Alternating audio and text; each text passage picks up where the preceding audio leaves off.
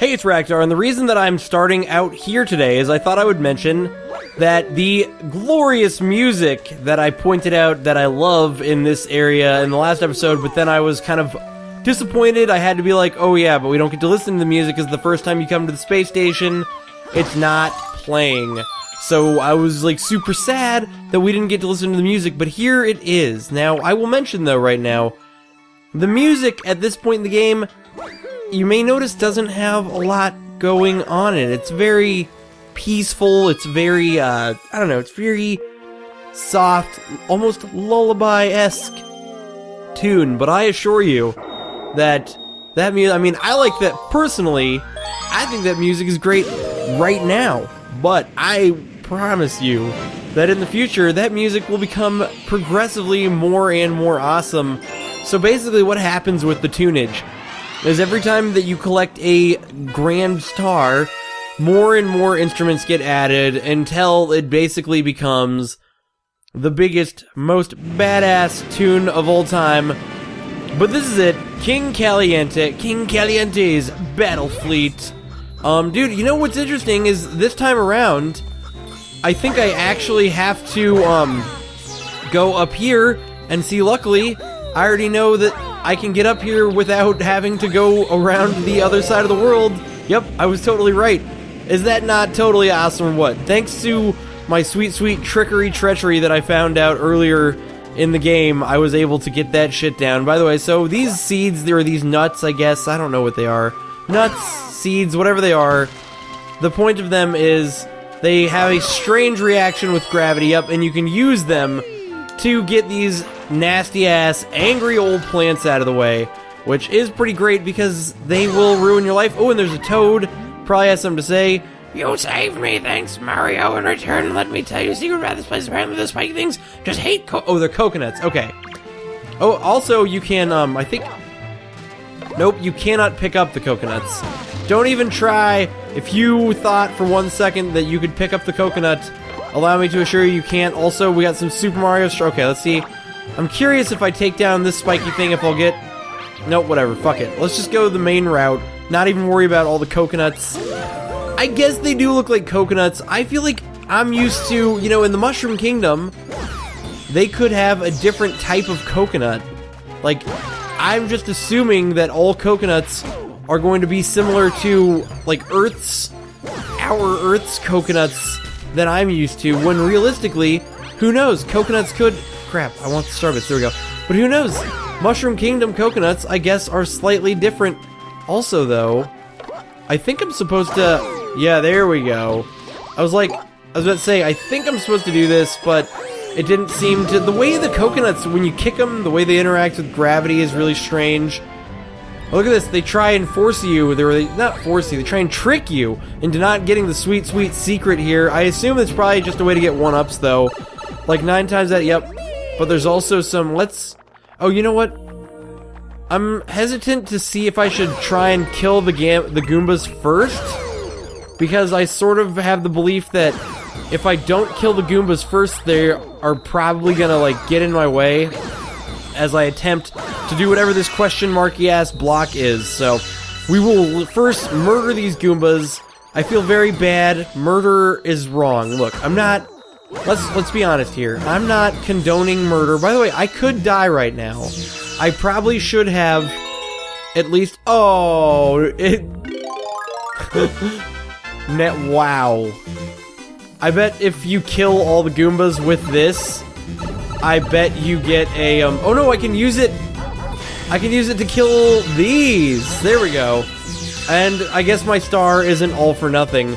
I was really sad there for a second, because I was like, oh shit, I did the wrong thing, and now I can't even get whatever. By the way, though, I need to kill these Goombas. Oh no! Luckily, that brought me right back here, so it's not so bad. I mean, I lost my precious 1-up, but you know what? That's okay. 1-ups aren't that important. I'm wondering if this will kill me, or if... Okay. That apparently... I don't understand what that crazy hole is. Like, it doesn't make a lot of sense to me concerning what that hole's function actually is, but I suppose I should be climbing up these stairs of... Oh shit! I got one of these little blue guys on me, yeah. I do believe that I need to go this way to get to King Caliente's fleet. I always thought it was interesting in this game, I feel like the Mario platforming games sort of changed over time. Oh yeah, this is surely King Caliente. Oh look, even the music changes to evil music. Oh, we gotta hit the coconuts back, I think. Yep. So I always thought it was interesting that in these games, the zones seem to be super linear, just like in comparison to later, or to earlier Mario games where it's like you could get the stars in whatever order you want. And I was never always quite sure about how I felt about just the concept of the fact that in earlier Mario games, I wonder if I can, oh no, I thought maybe I could spit, look, like it looks like that's a rope attached to something, but I suppose the rope is more than likely attached to the rudder, so that's probably why it does nothing. But yeah, I don't know. I was about to say though that in these games, I definitely always got like sort of a feeling, oh, there's nothing hidden, that the games themselves are just kind of like always the stars are more linear, and I kind of like that, and I kind of dislike it, but it's cool though because it can take you through the same zone, but it kind of like, the zone will then have its own feel as it takes you through, as opposed to the old methodology, where you would take you through a zone and you would just like be exploring sort of the zone over and over again, but I don't know. I just thought I would mention that, and by the way, this Luma's gotta have some importance, otherwise he wouldn't be hanging out here. Be careful, there's big danger up ahead, things get really bad. Okay, yeah. Shoot a star bit, he's telling me how to make coins pop up. I think I've mentioned that before, or at least I mentioned it with plants. By the way, you might recognize, I recognize this boss because, this is really interesting. I recognize this boss because this boss shows up in the boss blitz in, wait, why can't I get up? There we go. This boss shows up in the boss blitz in Super Mario Galaxy 2, but I mean, that's just because, like I was saying in that game, all the oh, we gotta get back in time, there we go.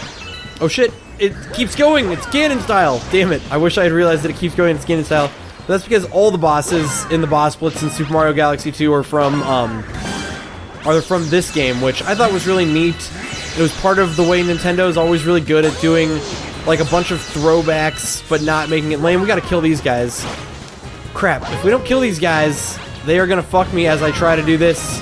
Although luckily, they die from spinning, and so it's nice because the attack that I'm doing is a spin, so I can hopefully, like, accidentally, coincidentally kill them by doing the things that I'm doing. And beautiful, King Caliente is dead, which means that I have now officially completed the first zone of this game. Although, I don't know when in this game they introduced, so in this game and Super Mario Galaxy 2, they do a thing called comets, which is basically a way to add some challenge to levels. And what's interesting about that is, like, it makes some of the levels a little bit harder, while it makes other levels, like, way harder. And so I'm interested when those will start appearing, because what I'm going to try and do in this game, you need 8 stars to get there, what I'm going to try and do in this game is do as many of the, like, challenge levels as possible, or I'm going to try and do them all, but I'm going to try and do them whenever they pop up, just so I can kind of keep them out of my backlog. Because when I originally beat this game, I beat all the stars, and then I, like, came back through, and I did all of the comets one by one, and so I feel like that's probably not as good a flow as, I don't know, it's not a good flow in a series, so I'm probably not going to do that. But here, I believe we are going to become welcome to the Honey Hive Kingdom. Our queen rules this land. I believe I'm going to become B Mario. B Mario, by the way, there's something in this. Oh, it's just star bits. I like how the star bits are, like, I can never tell if they're alive or what, because, like, when they're in the grass, they're just chilling out as though they're alive. Oh, shit, okay, cool. You know what could sit there if for some reason I ever needed a lot of star bits? I realistically could probably... What is it? Oh, okay, that pops these up. Realistically, if I needed, like, a shit ton of star bits, I could probably just come and farm these rocks. I wonder if I can go in there. Nope. All that will come out of there is death, and I do not want that. I'm glad that I didn't, like, decide to ask the question, I wonder if I can get in there, say when, I'm glad I didn't decide to ask that question while there was a rock coming out, because that could have been quite devastating. Oh yeah, I forgot to mention too, if you see a circle of 8 stones on the ground, I just did it on accident, but if you see a circle of 8 stones on the ground, it means you can totally do what I just did. And there's like weird music coming from somewhere, whatever. You can do that, you can spin and it will make a bunch of star bits, which, once again, if you are trying to farm star bits, it's the thing you gotta do. I think if you take a hit while you're Bee Mario, you will lose your Bee form. But more importantly, what will also make you lose your Bee form in Bee Mario, and I'm not sure I ever quite understood this, but touching water will make you lose Bee form as Bee Mario, so I guess that is just to add to the challenge. Oh, can he seriously? I thought that was the intended method to get up here, was to become Bee Mario and then do this shit, but apparently it's not? Okay, maybe we just gotta swing higher and faster and further. Alright. Oh, man, come on, Bee Mario, you can do this! Alright, and you can be adorable. You know what's actually interesting? I might show it sometime. I have a little Bee Mario figurine that I bought at the store, and so now I have a Bee Mario of my very own sitting on top of my computer right now. Oh, dude, this place is legit. Alright, I wonder if maybe there's an invincibility star. Oh, yep, hopefully that coin will turn out to be an invincibility star, and it will allow me to feel like a total badass as I charge the shit out of all these rocks. Or it could just be that this is a path that I have to follow. Oh, nope, invincibility star. I actually sort of wish that... Oh, shit, I should be collecting the star bits. Whatever. I think that this is going to be one of those situations that if you kill all the dudes using the invincibility star, you will get a set of 3 1-ups. That happens a lot with these. Although sometimes it doesn't happen. In fact, apparently, here it doesn't happen. No set of 3 1-ups for me. Whatever. I guess that was all just for star bits. And you know what? I got nothing wrong with star bits. Star bits are totes okay sometimes. Oh, there's definitely... Crap. Oh, okay, cool. I thought that there was some kind of secret down there, but instead it's just a way to get up from the back. If you didn't want to become Bee Mario, you don't... See, it's like the game being like, hey, if you don't like being Bee Mario, don't be Bee Mario. But if you like being Bee Mario, be Bee Mario. Speaking of being Bee Mario, though, I do believe that I'm spending far too long in this world right now. No, I do believe that you have to be Bee Mario in order to, you have to be Bee Mario in order to continue on in this area. So you have to be careful to not get wrecked by the water. By the way, I was like, oh, I took a hit from these losers. Look at these. They run away from Mario, but they don't run away from Bee Mario. Oh, and also, there's coins everywhere. Alright, cool. Well, whatever. We don't care about coins. We care about... Oh, I guess you don't need to be Bee Mario. Okay. Oh, there was a 1-up there. Totally lamescase. Lamescase USA. I could have gotten the sweet, sweet 1-up. Although this game, once again, like with many of the Mario games, it does something that I actually like that Super Mario 3D Land doesn't do this. Because, I don't know, I always found it to be slightly disappointing. And so what Super Mario 3D Land doesn't do is, Super Mario 3D Land doesn't erase all your 1-ups when you come back to play the game. And I always thought it was kind of lame that in this game and some of the other ones it erases all your 1-ups. Now, admittedly, the game isn't so challenging that you are in constant need of 1-ups. Like, that is something that I can say with certainty, is that you're not always, like, sitting there like, fuck, I need more 1-ups, this is way too hard. Like, it's not so challenging that that's really a problem that you have to deal with. But I always sort of felt that even though it's not so challenging that that's, like, a real problem you have to deal with, I was always saddened because having a lot of 1-ups for me is, for some weird reason, it's like a sense of pride. I don't even know why. It makes me feel like I'm doing really well in the game when I can sit there and look at all my 1-ups and be like, oh my god, I am a 1-up champion. I have like 20 million 1-ups. I am so fucking cool. But, so in these games, I can never... Oh. Ooh. I feel like I can't make that jump. Maybe I have to be able to, otherwise they wouldn't have put it there. Oh, what is... Oh, I understand. Yes, I have to go this way. Okay, cool. And once again, your rewards are just star bits. But as I've said before, being diligent... Oh, apparently you can make this jump because you're actually expected to. Cool. Yeah, you always need to be diligent about collecting Starbits in this game, because if you are not, you will, as I have said before, you will, as I have said in the past, be very disappointed when you get to some of the cool, like, oh shit, get on there. There we go. When you get to sort of like the cool, unique levels that you can only get to via having a shit ton of Starbits, you will then be saddened because you won't have enough Starbits. Although, what's interesting about those levels in this game versus in Super Mario Galaxy 2, I need to stop comparing this game to Super Mario Galaxy 2, but it's cool to, like, have played two of the same game and kind of, like, be able to sit there and have the joy of comparing and contrasting the two games. But the deal is, I forgot what I was talking about now. Super Mario Galaxy 2. I feel like in Super Mario Galaxy 2, it was way harder to get enough Starbits. Whereas when I play this game, or when I played it the first time around, I felt like I never really had to go do any, like, Starbit farming. Like, Starbit farming struck me as something more that I had to do in the second Super Mario Galaxy, just because when it came time that I needed a shit ton of Starbits, it seemed to me like there wasn't really a way for me to get them, whereas in this game, I felt like whenever I actually needed a bunch of Starbits, I always had them, and I'm kind of wondering...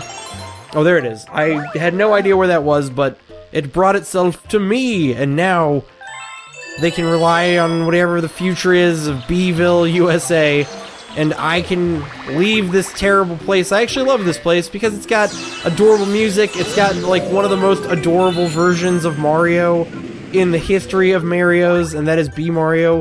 Holy crap, this area goes on forever. Oh my god, it's Captain Toad. I love Captain Toad because he gets the sweet Captain Toad levels in Super Mario 3D World, and I love the sweet Captain Toad levels, but whatever. They found a Power Star, by the way, so now these guys are going to head back, and they're going to be hanging around the base at the garage, which they were not doing before, but they shall be doing now. I'll pop back there, and I will show you where they hang out now. I forget what purpose they serve. They do indeed serve a purpose, though.